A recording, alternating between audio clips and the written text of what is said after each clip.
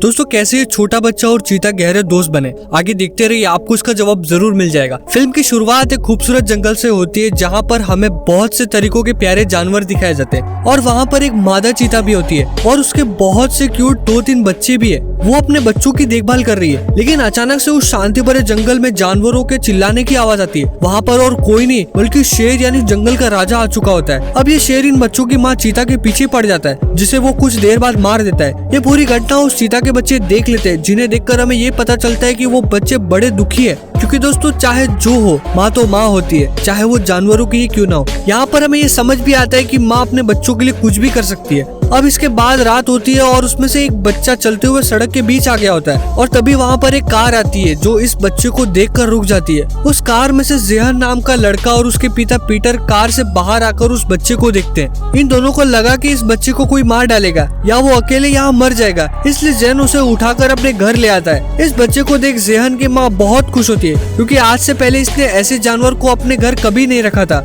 लेकिन इस जानवर को अपने घर में रखना थोड़ा सही नहीं है, क्योंकि ये एक जंगली जानवर है। अब कुछ दिन बाद इस परिवार को धीरे धीरे इस बच्चे से लगाव होने लगा। इसके बाद ये लोग फैसला करते हैं कि जब तक ये बच्चा बड़ा ना हो जाए तब तक इसे हम अपने साथ रखेंगे। जेहन इस बच्चे का नाम डूमा रखता है। अब धीरे धीरे समय निकलता जाता है और हमें ये दिखाया जाता है कि डूमा बहुत बड़ा हो गया है। जेहन और उसके डैड उसे बहुत कुछ सिखा चुके हैं। इसी दौरान जेहन और उसके डैड पीटर बाइक पर होते हैं और वो अब डूमा के साथ रेस लगाने वाले होते हैं, जिसके बाद हमें ये दिखता है कि पीटर बाइक की फुल रेस खींच देते हैं, लेकिन रफ्तार से डूमा उस गाड़ी को पीछे छोड़ते हुए आगे की तरफ बढ़ता जाता है और वह रेस जीत जाता है। ये देखकर जेहन और उसके डैड बहुत एक्साइटेड हो जाते हैं। तब एक बार जेहन और उसके डैड साथ में बैठे हुए होते हैं, जहाँ पर उसके डैड उसे कहते हैं कि अब डूमा बहुत बड़ा हो चुका है, हमें उसे वहाँ पर छोड़ना होगा जहाँ से वो आया है। ये सुनते ही जेहन अपने डैड को मना करते हुए कहता है कि इसे यहाँ रहना अच्छा लगता है, ये जंगली जानवर नहीं बनना चाहता। इन बातों को उसके डैड इग्नोर करते हुए अपने हाथ में लिए हुए मैप को खोलते हैं, जहाँ वो एक जगह पर निशान बनाते हैं और जेहन को कहते हैं कि हमने डूमा को यहाँ से लाया था, हमें इसे इस जगह पर छोड़ कर आना होगा, क्योंकि डूमा यहाँ अपने हिसाब से नहीं रह सकता। जिस जगह से वो आया है वो जगह उसके लिए बहुत कंफर्टेबल होगी। ये सुनते ही जेहन मायूस होकर हाँ कहता है। इसके बाद कुछ हफ्ते बीतते हैं, लेकिन डूमा को अपने घर छोड़ने से पहले जेहन के डैड बीमार होकर मर जाते हैं। उसके पिता के मरने के बाद हमें अगले सीन में दिखाया जाता है कि जेहन और उसकी मॉम एक जगह बैठकर आपस में बात कर रहे होते हैं, जहाँ पर उसकी मॉम पैसों की कमी के बारे में कहती है। उसे ये भी कहती है कि हमें इस जगह छोड़कर शहर जाना होगा और मैं वहाँ पर नौकरी करूंगी। इस जगह को छोड़कर जाने का जेहन का बिल्कुल भी मन नहीं था, लेकिन वो अपनी मॉम की बात सुनता है और उसे ये ठीक ही लगती है। सीन अब चेंज होता है और एक सामान से भरी हुई गाड़ी रास्ते पर चल रही है, जिसमें जेहन, उसकी मॉम और डूमा है। असल में दोस्तों ये लोग इस शहर में अपनी आंट के पास आए हुए हैं। डूमा को देखकर आंट बड़ी घबरा जाती है, क्योंकि दोस्तों अगर किसी के घर जिंदा चीता आया हो और यहाँ वहाँ खेलता हो तो इसमें कोई शक है कि उस इंसान की फट के 4 हो जाएगी। शहर में आने के बाद जेहन का एडमिशन एक स्कूल में होता है और यहाँ पर उसके मॉम की भी नौकरी लग जाती है। जब एक बार जेहन की मॉम उसे स्कूल छोड़ने जाती है तब गेट को खुला ही छोड़ देती है। ये मौका देखकर डूमा उस गाड़ी के पीछे पीछे स्कूल तक आ गया। स्कूल के अंदर डूमा को जेहन देख लेता है और अब वो अपने टीचर से बाहर जाने की परमिशन मांगता है, लेकिन उसके टीचर मना कर देते हैं। अब जब जेहन क्लास से बाहर आता है तो वो देखता है कि स्कूल में बहुत से बच्चे इधर उधर भाग रहे हैं और वो इसलिए भाग रहे होते हैं क्योंकि एक चीता वहाँ आया हुआ है। जेहन फटाक से भागते हुए डूमा को ढूंढने लगा। वो वॉशरूम के पास जाता है और देखता है कि कुछ शैतान बच्चे जेहन के पास आकर उसे परेशान कर रहे हैं और अचानक से डूमा बाहर आता है और वो उन बच्चों को एक जबरदस्त दहाड़ मारता है। ये सुनते ही वो सारे बच्चे वहाँ से खिसकते हैं और डर के कारण उन बच्चों के पैसे वहाँ गिर जाते हैं, जिसे जेहन उठाकर वहाँ से चला जाता है। वहाँ से वो सीधा शहर से बाहर आ गया था, क्योंकि शहर के लोग और सिक्योरिटी डूमा के पीछे ही पड़ गए थे और डूमा को पकड़ना चाहते थे।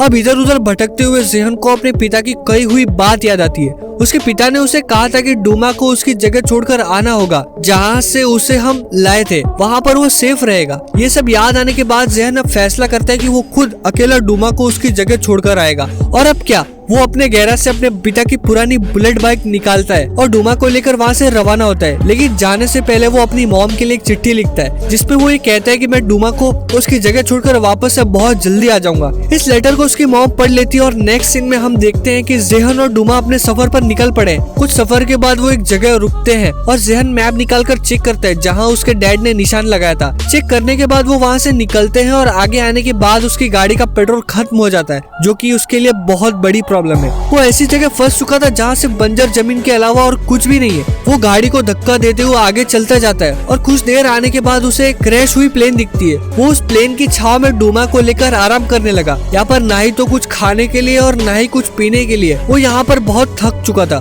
लेकिन वो हार नहीं मानता और आगे बढ़ने की सोचता है, पर ऐसा कुछ भी नहीं होता। वो बहुत थक चुका था, इसलिए वो वहीं पर सो जाता है और कुछ घंटों के बाद एक अनजान आदमी जिसका नाम रिप है, जो बैग पहने हुए, वो वहाँ पर आता है। रिप वहाँ पर एक बाइक देखता है और वो उस पर बैठकर उसे चालू करने की कोशिश करता है, लेकिन अफसोस उसमें पेट्रोल होता ही नहीं और इसी के चलते वहाँ पर जेहन भी आ जाता है, क्योंकि गाड़ी की आवाज उस तक पहुँच गई थी। जेहन उसे पूछता है कि आखिरकार तुम यहाँ क्या कर रहे हो। तब रिप उसे कहता है कि मैं साउथ की दिशा में जा रहा हूँ, क्या तुम्हें इससे कोई दिक्कत है? ये तो कह ऐसे रहा है जैसे कि ये बाइक किसी और की नहीं बल्कि इसी की है। तब जेहन उसे कहता है कि मैं अपने दोस्त के साथ वेस्ट की दिशा में जा रहा हूँ। रिप उसे कहता है कि तुम्हारा दोस्त कौन है, यहाँ और भी कोई है क्या? तब पीछे से डूमा चलते हुए आगे की तरफ आता है। ये देखते ही मानो रिप के पैरों तले जमीन ही खिसक गई, क्योंकि जेहन का दोस्त कोई इंसान नहीं बल्कि जानवर है। इसे देखकर रिप बहुत चौंक गया। जेहन उसे शांत करता है और उसे पूछता है कि क्या तुम्हारे पास पानी है? पानी देने पर जहाँ तुम जाना चाहो वहाँ मैं तुम्हें छोड़ सकता हूँ। रिप उसके हाथ में पानी की बोतल थमाता है और जेहन अब पानी पी रहा है। इस दौरान रिप उसे पूछता है कि ये चल क्यों नहीं रही? जेहन उसे कहता है कि इसमें शायद पेट्रोल नहीं है, लेकिन जेहन के पास अब एक आइडिया आता है।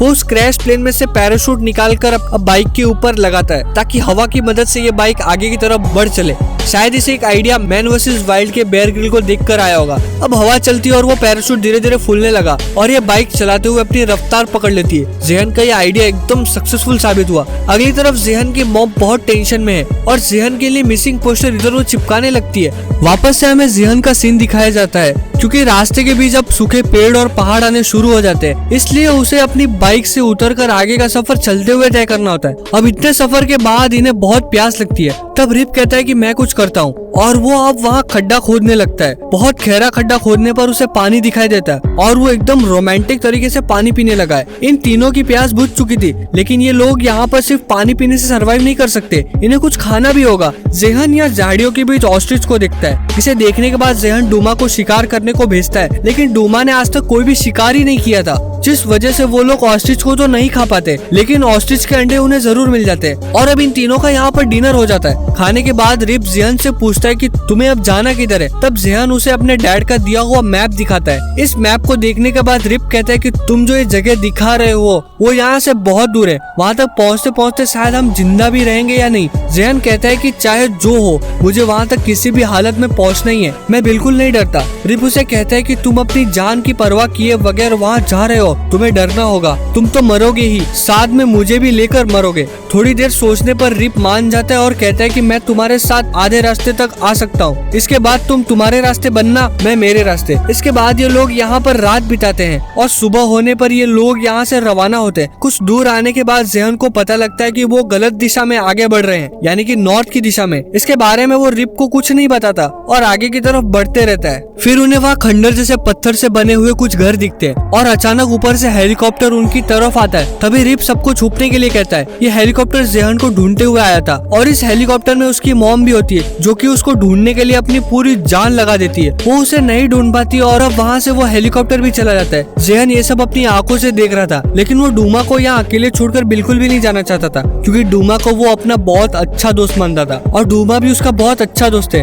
अब फिर से ये तीनों आगे बढ़ने लगते हैं और रिप को वहाँ एक डायमंड की खदान दिखती है। वो उस खदान में ये सोच कर जाता है कि यहाँ कुछ हीरे होंगे जिससे मैं बहुत अमीर बन जाऊंगा। जैसे वो कुछ कदम अंदर जाता है उसके ऊपर रेत गिरने लगती है। वो रेत इतनी होती है कि रिप उसमें पूरी तरीके से अंदर धंस जाता है। वो खूब जोर से चिल्लाता है। तभी उसकी आवाज सुनकर जेहन और डूमा उसके पास आते हैं तो देखते कि रिप पूरी तरीके से रेत के अंदर धंस गया है। जेहन उसके चेहरे के आसपास से रेत को हटाता है, लेकिन उसे बाहर नहीं निकालता और कहते हैं कि तुम हमें नॉर्थ की साइड ले जा रहे थे, मैं जानता हूँ कि तुम मुझे जबरदस्ती शहर लेकर जाओगे और पुलिस के हवाले कर दोगे ताकि तुम्हें इनाम मिल सके। जेहन को इस पर शक होता है, इसलिए वो रिप को यहीं छोड़कर वहाँ से चला जाता है। थोड़ी दूर चलने के बाद जेहन को एक नदी दिखाई दी। उसके दिमाग में आता है कि वो नदी के सहारे आगे बढ़ेगा। वहाँ पर एक लकड़ी की मदद से बोट बनाता है, जिस पर वो डूमा बैठकर आगे की तरफ बढ़ते जाते हैं। नदी के छोर पर अब एक झरना आता है, जिसके बाद अब जेहन की बोट अब रफ्तार पकड़ते हुए उस झरने में गिर जाती है, जिसके बाद दोनों सही सलामत बच जाते हैं। इनका सफर अभी भी जारी था। ये दोनों जंगल में आगे बढ़ते रहते, लेकिन ये बहुत थके हुए थे और इन्हें यहाँ पर बहुत भूख लगती है, इसलिए डूमा वहाँ के जंगली भैंसों को देखकर उनका शिकार करने निकलता है। लेकिन वो सारे भैंसे मिलकर उसे कमजोर समझते हुए वहाँ से भगा देते। इस कारण अब डूमा और ज़ेहन एक दूसरे से बिछड़ जाते। ज़ेहन डूमा को बहुत ढूंढता है, लेकिन डूमा एक इंसानों द्वारा बनाए गए पिंजरे में फंस जाता है। अब रात होती है जहाँ ज़ेहन अभी भी डूमा को ढूंढ रहा होता है और अचानक उसको मारने के लिए एक जंगली सुअर उसके पीछे ही पड़ जाता है। ज़ेहन आगे की तरफ अपनी पूरी ताकत से दौड़ रहा होता है। दौड़ते हुए उसका पैर किसी चीज में अटकता है, जिस वजह से वो बहुत जोर से नीचे गिरता है, जिसके कारण अब वो बेहोश हो गया था। जब ज़ेहन की आंख खुलती है तो वो अपने सामने रिप को देखता है जो कि डूमा को सहला रहा था। अब सुबह हो जाती है और ज़ेहन को अपनी गलती का एहसास होता है और रिप से माफी मांगते हुए कहता है कि मुझे तुम्हें वहाँ अकेला छोड़कर नहीं आना चाहिए था। जवाब में रिप कहता है कि तुमने एकदम ठीक सोचा था कि मैं तुम्हें पुलिस के हवाले करके कुछ पैसे कमाना चाहता था, लेकिन अब मैं ऐसा नहीं करूंगा, मैं तुम्हारी मदद करना चाहता हूँ। रिप अपने बारे में और भी कुछ कहता है। वो कहता है कि मैं अपने परिवार और गांव छोड़कर शहर आया था ताकि कुछ अच्छे खासे पैसे कमा सकूं, लेकिन ऐसा कुछ नहीं हुआ। कुछ गलत काम की वजह से मुझे जेल हो गई। अब शहर बिल्कुल भी नहीं जाना चाहता, मैं अपने गांव जाना चाहता हूँ, सुकून से रहना चाहता हूँ। इसके बाद इन तीनों को यहाँ पर बहुत भूख लगती है, जिसके बाद डूमा हिरण का शिकार करने लगता है, लेकिन वो चूक जाता है और उसका शिकार नहीं हो पाता। देखने पर हमें पता चलता है कि डूमा अभी भी सर्वाइव करने के लिए इस जंगल में पूरी तरीके से परफेक्ट नहीं हुआ। शिकार न होने पर इसकी नजर नदी के आसपास जाती है, जहाँ पर ढेर सारे लोगों ने कैंप लगाए हुए होते हैं, जहाँ बहुत सारा खाना भी था। ये देखते ही ज़ेहन बहुत खराब हालत का नाटक करते हुए उस कैंप में ठहरे हुए लोगों के पास जाता है, जिसे देख वहाँ पर बहुत भीड़ लगती है। भीड़ लगने पर वो अपने शर्ट उतार देता है, जिसमें से एक सांप बाहर आता है। इसे देखते ही वहाँ के सारे लोग डर के मारे वहाँ से भाग जाते हैं। मौका देखते ही ज़ेहन और रिप वहाँ का खाना चुरा कर वहाँ से निकल जाते हैं और वहाँ उन्हें एक बोट भी दिखाई दी, जिसे लेकर ये लोग नदी के सारे आगे की तरफ बढ़ चले। ज़ेहन अपने जेब में हाथ डालकर वो पैसे निकालता है जो कि स्कूल में उन बच्चों के गिर गए थे। ये पैसे वो रिप को देता है, लेकिन रिप लेने से मना कर देता है। बार बार ज़ेहन के कहने पर वो पैसा उसे लेना ही पड़ता है। इसके बदले में रिप भी अपने पास से बोतल निकालता है और उसके अंदर से कुछ हीरे निकालकर उसमें से एक हीरा ज़ेहन को दे देता है और कहता है कि इसे तुम हमेशा अपने पास रखना ताकि तुम मुझे याद रख सको। असल में दोस्तों, रिप को ये हीरे उसी खदान में मिले थे जहाँ पर वो रेत में फंसा हुआ था। अब नाव का सफर खत्म होता है, जिसके बाद ये तीनों वेस्ट की तरफ बढ़ने लगते हैं। रिप को इन जगह के बारे में बहुत अच्छे से पता था, क्योंकि इसका गाँव यहाँ से कुछ ज्यादा दूर नहीं है। अब रात होने लगती है। रिप अपने साथ इन दोनों को एक गुफा में लेकर जाता है और ज़ेहन को बताता है कि मैं जब छोटा था तब अपने ग्रैंडफादर के साथ यहाँ पर आया करता था, लेकिन उनके गुजरने के बाद यहाँ पर कोई नहीं आता। ज़ेहन भी यहाँ पर अपने डैड की बात बताने लगता है। वो कहता है कि अचानक से मेरे डैड मुझे छोड़कर यहाँ से चले गए, ऐसा उन्होंने क्यों किया। रिप उसे समझाते हुए कहता है कि एक न एक दिन हम सबको जाना है, बस फर्क इतना है कि कोई पहले जाता है तो कोई बाद में। इस बात को लेकर हमें चिंता नहीं करनी चाहिए, बल्कि जब तक हम इस धरती पर है तब तक हमें बहुत अच्छे से काम करना है और अपनी जिंदगी बितानी है। डूमा को छोड़ने के बाद तुम्हें अपनी मॉम के पास जाना होगा, क्योंकि तुम्हारे अलावा तुम्हारी मॉम का ख्याल रखने वाला और कोई नहीं है। अब मैं भी अपने गांव अपने परिवार के पास चला जाऊंगा।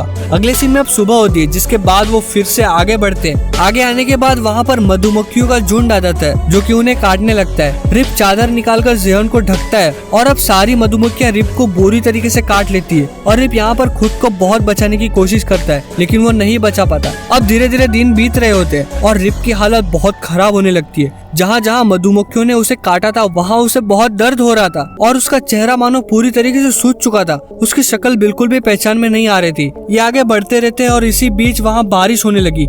इतनी दर्दनाक सफर में इनके ऊपर अब बारिश का पहाड़ टूट पड़ा था। इन्हें यहाँ पर आग जलानी थी, लेकिन बारिश की वजह से बहुत दिक्कतें होने लगी। तभी ये लोग उन पैसों को निकालकर आग लगा देते हैं जो ज़ेहन ने उसे दिए थे। ज़ेहन को यहाँ लगने लगता है कि रिप की जान खतरे में है, मुझे रिप को बचाना होगा। तब वो डूमा को वहीं छोड़कर उस गांव की तरफ मदद लेने के लिए निकल जाता है। जब रिप को गांव लाया जाता है तो उसका मुंह बहुत सूजा हुआ था, जिस कारण कोई भी उसे नहीं पहचान पाता। वहाँ उसका इलाज कुछ आयुर्वेदिक तरीकों से किया जाता है। उसके मुंह पर कुछ लेप लगाया जाता है। अगली सुबह उसके मुंह पर जो लेप लगाया हुआ था वो सूख कर एक चेहरे के मास्क में बदल चुका है। जैसे ही उसके चेहरे से इस मास्क को हटाया गया तब सब उसे पहचान लेते हैं। ये सब होने के बाद रिप का परिवार वहाँ आता है, जहाँ उसकी 2 बेटियां, एक माँ और उसकी वाइफ होती है। रिप को देख ये लोग बहुत ही खुश होते हैं और रिप अपने परिवार को ज़ेहन से भी मिलाता है और रिप की जान बचाने के लिए रिप का परिवार ज़ेहन को शुक्रिया करता है। अगली सुबह जब जेहन घर से बाहर आया तो वो डूमा को ढूंढने लगा, लेकिन वो वहाँ नहीं दिखाई देता। और थोड़ा सा आगे चलने पर जेहन को डूमा दिख गया। वो देखता है कि डूमा ने यहाँ पर एक दोस्त भी बना लिया है और इन दोनों ने मिलकर यहाँ पर एक हिरण का शिकार भी किया है। ये देखकर जेहन समझ जाता है कि ये डूमा का दोस्त नहीं बल्कि भाई है। जेहन मन में सोचने लगता है कि डूमा के लिए ये जगह बहुत ही अच्छी होगी, वो यहाँ पर अपनी जिंदगी बहुत अच्छी तरीके से जी पाएगा। ये देखकर उसके आंखों में आंसू आते हैं और वो अब उसे छोड़ यहाँ से जाने लगता है, क्योंकि दोस्तों जेहन के साथ डूमा बचपन से रहते आ रहा था। लेकिन आखिरी बार डूमा जेहन के पास आता है और उसे गले लग जाता है। इसके बाद वो रिप के पास जाता है और रिप उसे कहता है कि तुम्हें अब अपनी मॉम के पास लौट जाना चाहिए। बाद में जेहन अपनी बाइक लेकर वहाँ से निकल जाता है। फाइनली वो अपनी मॉम के पास पहुँच गया था और वहाँ वो देखता है कि उसकी मॉम खेतों में ट्रैक्टर चला रही है। वो दूर से इशारा करते हुए अपनी मॉम को बुलाता है, लेकिन उसकी मॉम नहीं समझ पाती कि ये जेहन है। वो ध्यान से देखने पर समझ जाती है कि ये जेहन है।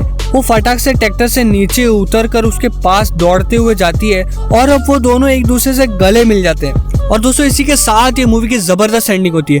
दोस्तों आप कमेंट करके हमें जरूर बताएं कि आपको ये मूवी कैसी लगी हो। अगर आपको ये मूवी बहुत अच्छी लगी हो तो लाइक करेगा, नहीं अच्छी लगी तो डिसलाइक करें।